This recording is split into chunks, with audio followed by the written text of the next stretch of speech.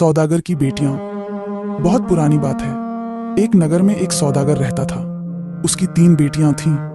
तीनों देखने में अत्यंत सुंदर थीं, एकदम राजकुमारियों की तरह। सौदागर अपनी बेटियों को बहुत प्यार करते था, लेकिन छोटी बेटी से उसे विशेष रूप से प्यारी थी। एक बार सौदागर व्यापार के सिलसिले में विदेश जाने लगा, तो उसने तीनों बेटियों से पूछा कि वह विदेश से उनके लिए क्या लाए। बड़ी बेटी ने कहा, मुझे चाहिए एक सोने की थाली। मंझली बेटी ने कहा, मुझे चाहिए एक सोने का पंखा। छोटी बेटी बोली, मुझे एक सोने का सेब चाहिए। व्यापार के कार्य निपटाने के बाद सौदागर जब घर लौटने लगा, तब बड़ी बेटी के लिए सोने की थाली, मंझली बेटी के लिए सोने का पंखा लेकर आया, पर उसे कहीं भी सोने का सेब नहीं मिला। दोनों बेटियां अपनी इच्छित वस्तु पाकर बहुत खुश हुईं, किंतु छोटी बेटी सुंदर होने के साथ साथ दिल की भी बहुत अच्छी थी। वह सोने का सेब नहीं मिल पाने के कारण दुखी नहीं हुई।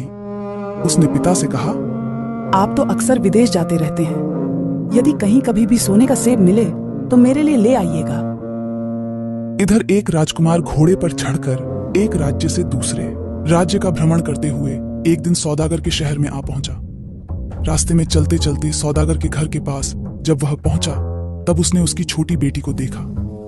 वह उसे देखकर देखता ही रह गया। उसे लगा कि वही उसकी रानी होने के योग्य है। वह सौदागर के पास पहुंचा और अपना परिचय देकर उससे उसकी छोटी बेटी का हाथ मांगा। राजकुमार की बातें सुनकर सौदागर ने कहा, तुम्हारी बात सुनकर मुझे खुशी हुई, परंतु मैं तुम्हारी बात मानने में असमर्थ हूं। तुम जिसका हाथ मांग रहे हो वह मेरी सबसे छोटी बेटी है। उससे बढ़ती 2 बेटियां और हैं। बड़ी लड़कियों की शादी किए बिना छोटी बेटी के साथ तुम्हारी शादी कैसे कर दूं? यदि तुम चाहो तो मैं अपनी बड़ी बेटी के साथ तुम्हारी शादी करवा सकता हूं। सौदागर की बड़ी बेटी भी अत्यंत सुंदर थी। वह भी रानी होने के योग्य थी। राजकुमार ने कहा, मैं आपकी बात पर सहमत हूं, किंतु अपने माता पिता को दिखाने के लिए उसे अपने साथ लेकर जाना चाहता हूं। 2 दिनों के अंदर वापस ले आऊंगा। सौदागर की बेटी को लेकर राजकुमार रवाना हुआ। थोड़ी दूर जाने पर राजकुमार ने अपने घोड़े से कहा, ओ मेरे पवन घोड़े, तुरंत हमें हमारे जादूघर में ले चलो। राजकुमार का आदेश पाते ही घोड़ा पवन की गति से उड़ रीछने लगा और कुछ ही देर बाद घने जंगल के भीतर स्थित एक छोटे से घर के दरवाजे के समीप जाकर रुक गया। घोड़े की पीठ से उतरकर राजकुमार सौदागर की लड़की को लेकर घर के अंदर गया। घर के अंदर के कमरे अत्यंत सुसज्जित थे। एक कमरे में एक आसन पर उसे बैठने को कहा। वह आसन अत्यंत सुंदर और नरम था। जब सौदागर की बेटी उस पर बैठी, तब एक दासी उसके लिए शरबत का गिलास लेकर आई। राजकुमार के अनुरोध पर सौदागर की बेटी ने शरबत पी लिया। अब राजकुमार ने सौदागर की बेटी से पूछा, तुम इतने नरम आसन पर पहले कभी बैठी थी और इतना बढ़िया शरबत कभी पिया था?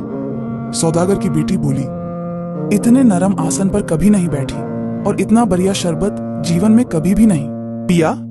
राजकुमार ने कहा, मेरे प्रश्न के उत्तर में तुमने जो कहा है, उस तरह का उत्तर रानी होने योग्य लड़की के मुख से कभी नहीं निकलेगा। तुम रानी होने के योग्य नहीं हो। चलो, तुम्हें तुम्हारे पिता के घर छोड़ देता हूं। राजकुमार सौदागर की बड़ी बेटी को लेकर सौदागर के घर की ओर चला। इसके बाद सौदागर की मंझली बेटी को लेकर राजकुमार अपने उसी घर में पहुंचा। मछली बेटी को नरम आसन में बिठाने एवं शरबत पिलाने के बाद राजकुमार ने उससे भी वही सवाल किए। मछली बेटी ने भी कहा कि इतने नरम आसन में वह कभी नहीं बैठी और इतना बढ़िया शरबत उसने कभी नहीं पिया। उत्तर सुनने के बाद राजकुमार ने कहा, तुम भी रानी होने के योग्य नहीं हो। वह उससे उसके पिता के घर वापस ले गया। अंत में छोटी बेटी की बारी आई। अन्य 2 बहनों की तरह उसे भी नरम आसन पर बैठाया गया एवं पीने के लिए शरबत दिया गया। उसके बाद राजकुमार ने उससे पूछा, इससे भी नरम आसन पर तुम कभी बैठी थी? इससे भी बढ़िया शरबत तुमने कभी पिया है? छोटी बेटी हंसकर बोली, जी हाँ। माँ की गोद इससे बहुत अधिक नरम है और माँ का दूध इस शरबत से भी अधिक सुस्वादु है। सौदागर की छोटी बेटी के उत्तर से अत्यंत प्रसन्न होकर राजकुमार ने कहा, तुम्हारे जैसी लड़की ही मेरी रानी होने के योग्य है। राजकुमार ने सौदागर की छोटी बेटी को उसके घर पहुंचा दिया और सौदागर को सारी बातें बताईं। सौदागर सारी बातें सुनकर बहुत खुश हुआ।